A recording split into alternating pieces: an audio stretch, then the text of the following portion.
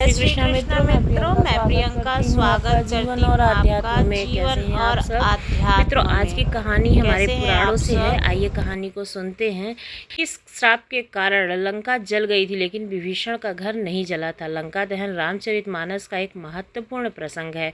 यह सर्वविदित है कि हनुमान जी ने लंका को भस्म कर दिया था, लेकिन लंका को जलाने का विधि द्वारा विधान क्यों रचा गया, यही कारण था या फिर इसके पीछे कोई और वजह थी जिसके बारे में लोग अधिक नहीं जानते हैं। दरअसल माँ पार्वती के श्राप के कारण रावण की सोने की लंका जलाकर राख हो गई थी। कथा कुछ यूं है कि एक बार भगवान विष्णु और माता लक्ष्मी माता पार्वती के निमंत्रण पर कैलाश पहुंचे थे। इस दौरान माता लक्ष्मी ठंड से ठिठुर रही थी। जब उसने ना रहा गया तो उन्होंने पार्वती जी से कहा कि आप राजकुमारी होते हुए भी इस हिम पर्वत पर इतने ठंड में कैसे रह रही हैं। इसके बाद माता पार्वती को बहुत दुख हुआ। कुछ ही दिनों के बाद शिव और पार्वती देवी लक्ष्मी के बुलाने पर बैकुंठ धाम पहुंचे। बैकुंठ धाम का वैभव देखकर माता पार्वती ने शिव जी से भी अत्यंत भव्य महल बनाने की इच्छा जताई। शिव ने देव शिल्पी विश्वकर्मा को लंका बनाने का काम सौंपा। इसके बाद ही उन्होंने सोने का महल का निर्माण किया। इस महल की वास्तु प्रतिष्ठा की पूजा के लिए ऋषि विश्रवा को बुलाया गया था, लेकिन वह महल की सुंदरता के दीवाने हो गए और उन्होंने यह महल ही भगवान शिव से दान के स्वरूप मांग लिया।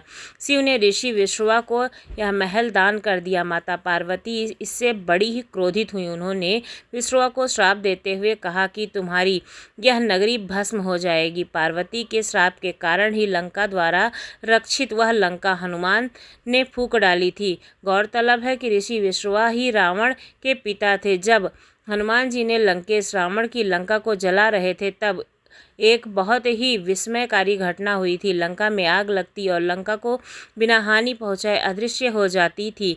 जब महावीर हनुमान जी चिंतित हो उठे कि क्या रावण द्वारा अर्जित पुण्य इतने प्रबल हैं अथवा मेरी शक्ति में ही किसी प्रकार की कमी है। जब श्री हनुमान जी ने अपने आराध्य प्रभु श्री राम का सुमिरन किया, तब भगवान श्री राम की कृपा से ज्ञात हुआ कि हे हनुमान जी, जिस लंका को तुम जला रहे हो वह माया रचित है, प्रतिबिंबित है।